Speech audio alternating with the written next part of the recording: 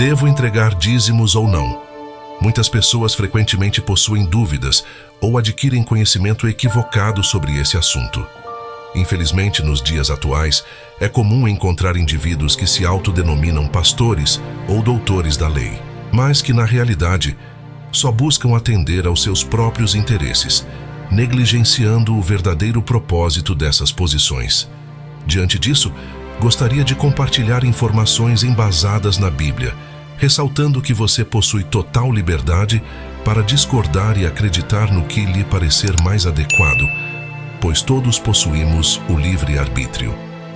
Em Malaquias, capítulo 3, versículo 10 e 11, nos diz: Trazei todos os dízimos à casa do tesouro, para que haja mantimento na minha casa.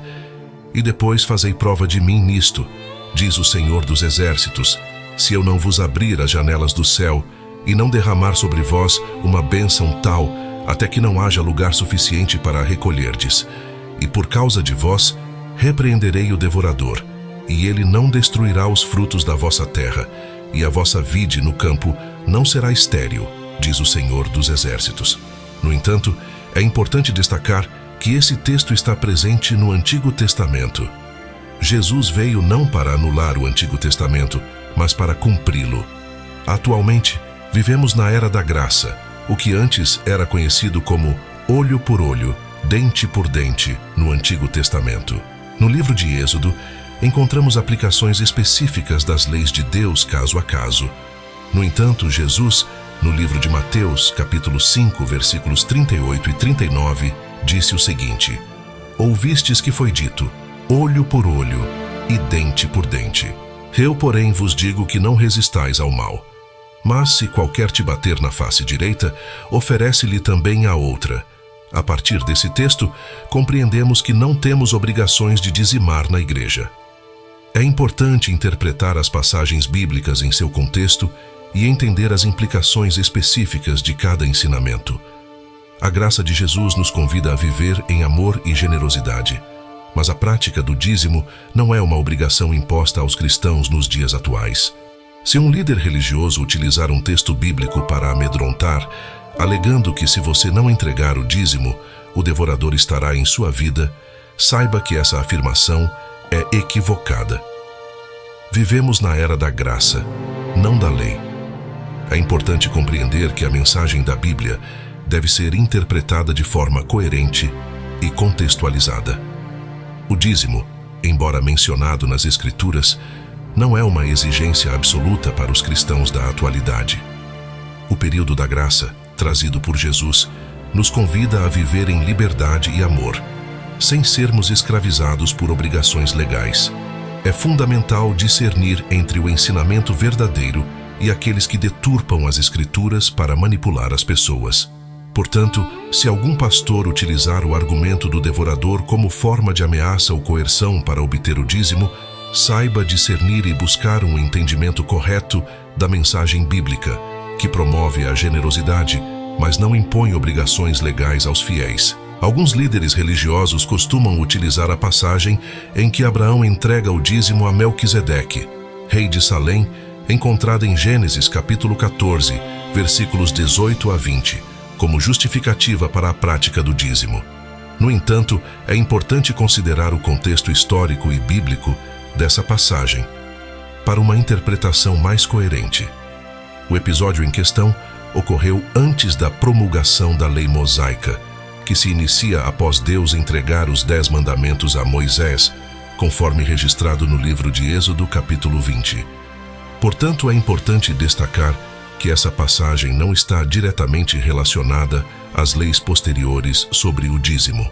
A explicação mais coerente para essa passagem é contextualizá-la dentro de um contexto de guerra, em que as cidades de Sodoma e Gomorra foram saqueadas e seus povos levados ao cativeiro pelos reis Anrafelm, rei da Babilônia, Arioque, rei de Elazar, Quadorlaomer, rei de Elão e Tidal, rei de Goim, conforme descrito em Gênesis 14.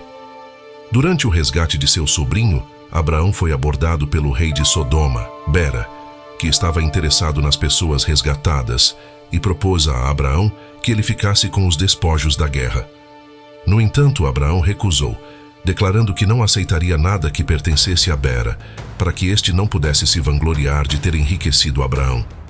Diante desse contexto, é importante compreender que Abraão entregou o que não era dele, não sendo apropriado utilizar essa passagem como referência para a prática do dízimo. De acordo com o Antigo Testamento, o dízimo surgiu por meio da lei de Moisés, que estabelecia a obrigação do pagamento de 10% dos rendimentos, seja em forma de bens, mantimentos ou produtos agrícolas. Essa prática tinha como objetivo auxiliar órfãos, viúvas e pessoas em situação de vulnerabilidade, além de sustentar a tribo de Levi e os sacerdotes, uma vez que eles não podiam exercer outras atividades.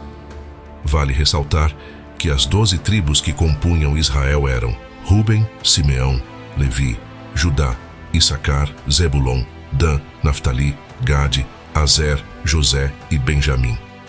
No entanto, apenas a tribo de Levi tinha a responsabilidade de cuidar do templo de Deus, o que lhe conferia autoridade para receber os dízimos.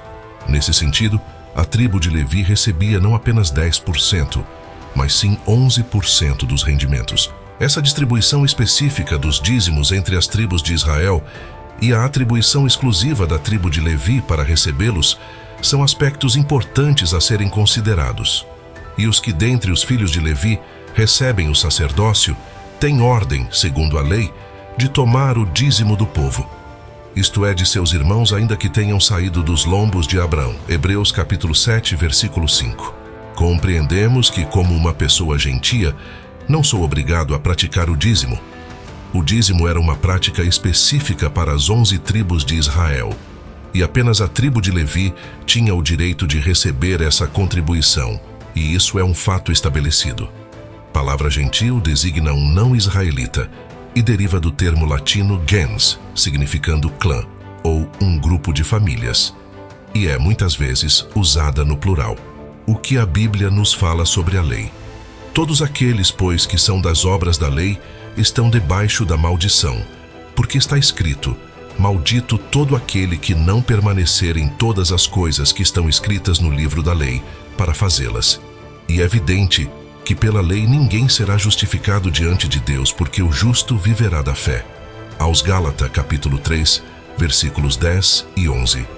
Nessa passagem, o Senhor é claro sobre o Velho Testamento. Vivemos no período da graça. O que é graça?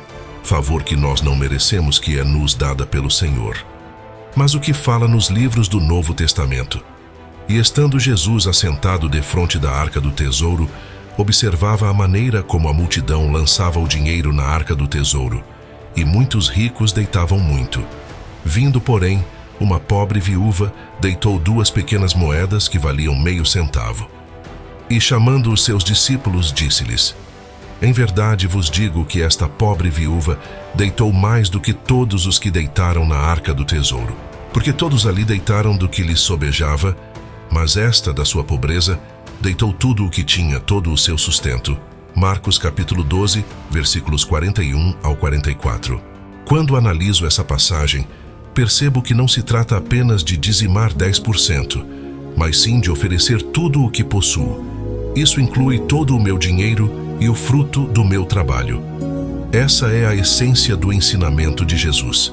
Neste texto, vejo claramente o ensinamento de Jesus, destacando o exemplo da viúva. No entanto, você, meu estimado ouvinte, pode estar se perguntando se tem fé suficiente para agir como a viúva agiu. A pergunta que surge é: o que você deve fazer? É importante entender que a fé não é medida apenas pelas ações materiais, mas também pelo coração e pela intenção. Se você não se sente capaz de oferecer tudo, comece com o que está ao seu alcance e faça-o com generosidade e sinceridade. Ore, busque orientação e, acima de tudo, esteja disposto a compartilhar com os outros, seja de forma financeira ou por meio de suas habilidades e recursos. Lembre-se de que a prática da doação e da generosidade não se limita apenas ao aspecto material, mas também envolve compartilhar amor, compaixão e apoio emocional. Seja fiel ao que você pode oferecer e esteja aberto para crescer em fé e generosidade ao longo do tempo. cada um contribua segundo propôs no seu coração, não com tristeza ou por necessidade, porque Deus ama ao que dá com alegria, segundo Coríntios capítulo 9, versículo 7. Ofertar na igreja ou para pessoas carentes é um mandamento de Jesus. É um ato de generosidade e amor ao próximo incentivado por Jesus. Então os justos lhe responderão dizendo: Senhor, quando te vimos com fome e te demos de comer, ou com sede e te demos de beber, e quando te vimos estrangeiro e te hospedamos, ou nu e te vestimos, e quando te vimos enfermo ou na prisão e fomos ver-te? E respondendo o rei lhes dirá: Em verdade vos digo que quando o fizestes a um destes meus pequeninos irmãos, a mim o fizestes. Mateus capítulo 25, versículos 37 ao 40. Se você, meu estimado ouvinte, tiver um familiar ou uma pessoa querida enfrentando dificuldades, você os ajudaria com apenas 10% dos seus recursos? Ou agiria de forma mais abrangente, oferecendo todo o auxílio possível? É exatamente por isso que devemos contribuir para a casa do Senhor, a fim de que a igreja possa prover assistência aos necessitados. Ao priorizarmos a contribuição para a obra da igreja, estamos fortalecendo a capacidade dela em ajudar aqueles que estão passando por momentos de carência. Essa prática demonstra nosso comprometimento em fazer a diferença na vida de outras pessoas, oferecendo não apenas uma porcentagem limitada, mas sim tudo o que estiver ao nosso alcance. Portanto, encorajo você a contribuir para a casa do Senhor, não apenas com uma porcentagem simbólica, mas com uma atitude de entrega total, para que a igreja possa cumprir sua missão de amparar os necessitados e promover ações de transformação na comunidade. E conhecereis a verdade, e a verdade vos libertará. João capítulo 8, versículo 32. Que o Senhor abençoe a todos que ouviram essas palavras, que edificam, cura e transforma quaisquer pessoas que as ouvem. Aprendendo a Bíblia. Fábio Félix Produções. Com você a todos os momentos.